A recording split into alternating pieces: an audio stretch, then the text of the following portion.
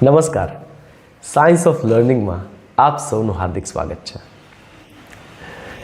આપ સૌ જાણો છો કે સમયાંતરે દુનિયાના જે ખુશ દેશ છે, સુખી દેશ છે, એમના નામની એક યાદી બહાર પડે છે. આ યાદીમાં વર્ષોથી આપણે જોઈ રહ્યા છીએ કે કેટલાક દેશ છે એ ટોપ 10માં આવે છે, જેમ કે ફિનલેન્ડ છે, નોર્વે છે, ડેનમાર્ક છે, સ્વીડન છે, જેને આપણે સ્કેન્ડિનેવિયન કન્ટ્રીઝ કહીએ છીએ. દુનિયાના નકશામાં આ દેશનું જે સમૂહ છે એને સ્કેન્ડિનેવિયન દેશ કહેવાય છે. એમાં ડેનમાર્ક છે એ જરા વિશિષ્ટ છે. વિશિષ્ટ એ રીતે છે કે જ્યારે જે વર્ષે હેપીનેસ ઇન્ડેક્સમાં એટલે કે સુખી દેશોની યાદીમાં ડેનમાર્ક નંબર 1 પર આવેલું, ત્યારે એક અદ્ભુત સંશોધન કરવામાં આવ્યું. દુનિયામાં એક સંસ્થા છે જેનું નામ છે હેપીનેસ રિસર્ચ ઇન્સ્ટિટ્યૂટ. આ સંસ્થાનું કામ એ સુખ ઉપર રિસર્ચ કરવાનું છે. તો એમને એમ થયું કે આ ડેનમાર્ક નંબર 1 પર આવ્યું છે, તો એવું શું છે ડેનમાર્કમાં કે જેનાથી એ સુખમાં નંબર 1 પર છે. એટલે એણે જે વસ્તુ શોધી એને ધ્યાનમાં લઈને આપણે તો ડેનમાર્કના શિક્ષણની વાત કરવાની છે. પણ પહેલાં એમણે જે શોધ્યું એની વાત કરીએ અને પછી આપણે શિક્ષણ ઉપર જઈએ. એ લોકોએ જે શોધ્યું કે ડેનમાર્ક ખુશ છે, ત્યાંના લોકો એકદમ મોજમાં છે, એનું કારણ છે અને એક ડેનિશ શબ્દ, ડેનમાર્કની ભાષાનો શબ્દ એ લોકોએ પ્રયોજ્યો છે. એનું નામ છે હુગ્ગા. હુગ્ગાનો સ્પેલિંગ જરા વિચિત્ર છે, HYGGE. હુગ્ગાને તમે ગમે રીતે બોલો, હુગ્ગી બોલો, હિગ્ગી બોલો, એનાથી કોઈ ફરક પડતો નથી. ફરક ક્યાં પડે છે? આ શબ્દ પાછળ જોડાયેલી એક સાંસ્કૃતિક ઘટના. આ ઘટના આમ તો આખી દુનિયામાં છે, પણ ડેનમાર્કના લોકો જરા વિશિષ્ટ રીતે આને સાચવીને બેઠા છે, વિશિષ્ટ રીતે આને ઉજવી રહ્યા છે. એ હુગ્ગા એટલે તમને ગમતા લોકો સાથે કોઈક જગ્યાએ મજાની વાતો કરવી, પડ્યા રહેવું, હાથમાં કોફી, ચાય, તમને ગમતા પીણા પીવા અને બસ સાવદેશી ભાષામાં જેને કહેવાય હુવાણી કરવી. કાઠિયાવાડમાં જેના માટે હવાણી કે હુવાણી શબ્દ છે એ છે હુગ્ગા. હવે આપણને એમ થાય કે આને અને સુખને શું લેવા દેવા? આને અને સુખને જ લેવા દેવા છે, આને અને ખુશીને જ લેવા દેવા છે. કારણ કે બાકી બધું તો જે પ્લાન પ્રમાણે થાય, સ્ટ્રેટેજી પ્રમાણે થાય, આયોજન પ્રમાણે થાય, એમાં ખરેખર મોજ નથી. એમાં ટુકડાઓ છે અને શું છે, થોડી વાર આનંદ આવે, આઈસ્ક્રીમ ખાવ ત્યાં સુધી આનંદ આવે. પણ માણસ એક સામાજિક પ્રાણી છે, તો આપણને એકબીજા સાથે જે મજા આવે છે એ હુવાણ છે.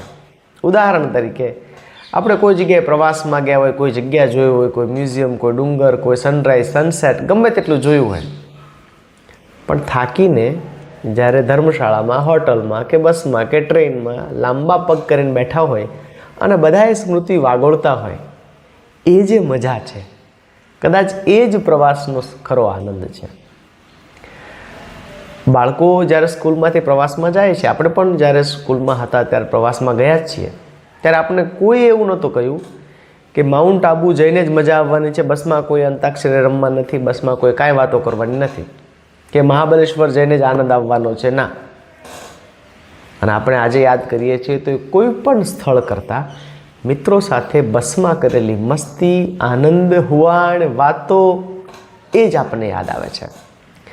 લગ્ન પ્રસંગોમાં ખાસ કરીને આપણા અંગત પરિવારમાં જ્યારે લગ્ન પ્રસંગ હોય છે, દૂર દૂરથી સગાવાલા આવ્યા છે અને રાત્રિના ભાગે લગભગ બધી વિધિ પતી જાય, કામકાજ પતી જાય, પછી થોડા લોકો જે બેસી અને ગપાટા મારે છે એ છે હુગ્ગા. અત્યારે યુરોપમાં, આખા યુરોપમાં હુગ્ગા કાફેઝ ખુલ્યા છે. એટલે શું? તો કે ડીમ લાઇટ હોય, વોર્મ લાઇટ હોય. એક વાત સમજવા જેવી છે, ડેનમાર્ક છે ત્યાં પણ વર્ષમાં એકાદો મહિનો ખાસું એવું અંધારું રહે છે, કારણ કે ઉત્તર ગોળાર્ધ તરફનો એ દેશ છે.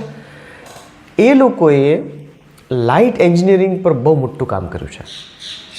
એ લોકો જાણે છે કે પ્રકાશ છે એ આપણા ભાવ સાથે કેવી રીતે જોડાયેલો છે.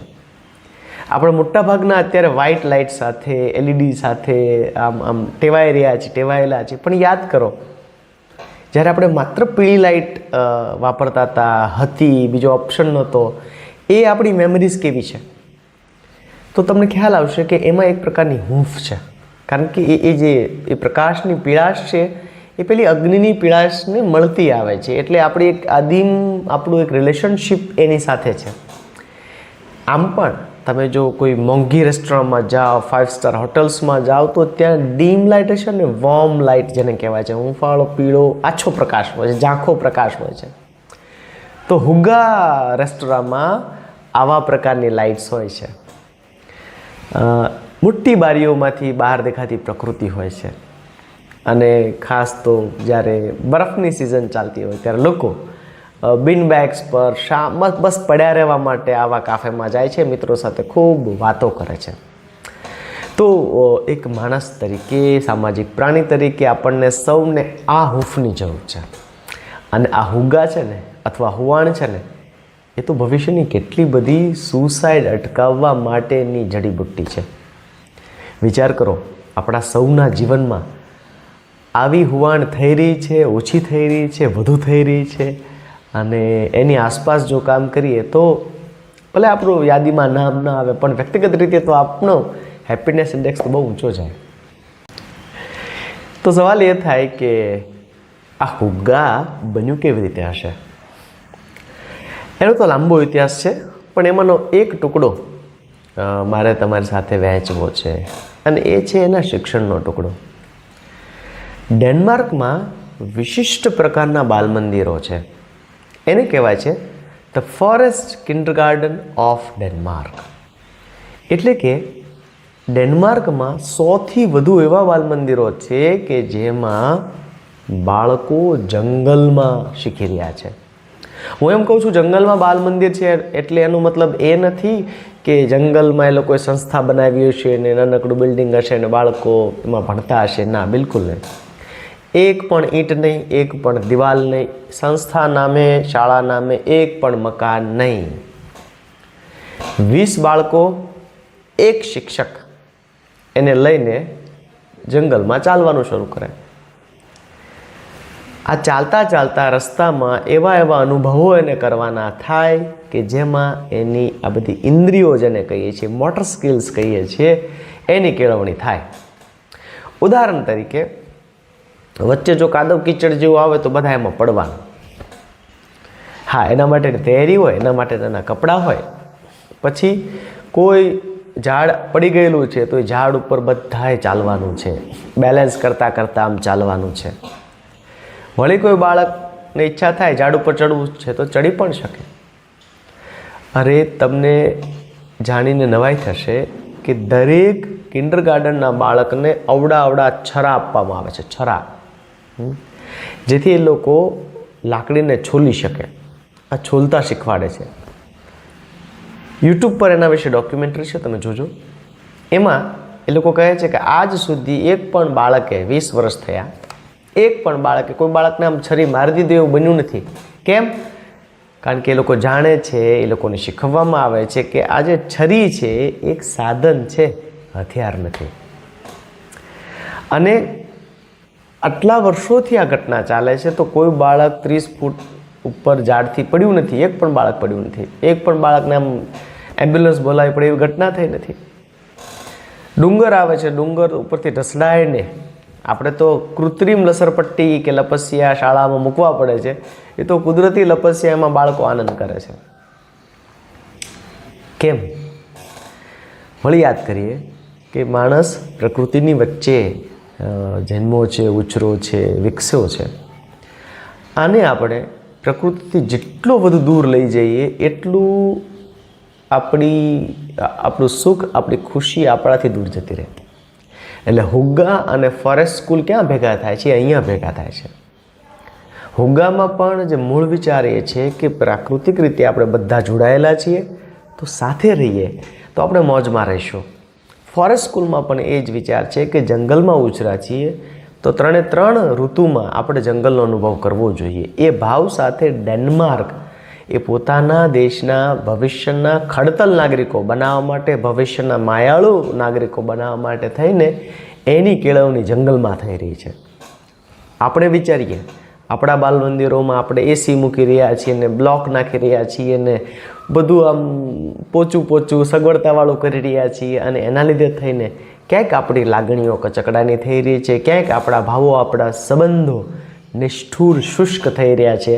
આપણે આપણો હુગ્ગા ગુમાવી રહ્યા છે, આપણે આપણી હુવાણ ગુમાવી રહ્યા છે. ડેનમાર્ક પાસેથી જો આપણે શીખી શકીએ તો ભવિષ્યમાં આપણે પણ ઘણું બધું આપણી પાસે આ ગુરુકુળો જંગલોમાં હતી જ, હુવાણ હતી જ, અને ઘણી અંશે છે પણ ખરી. એને પુનઃ જરા પ્રગટાવવાની જરૂર છે.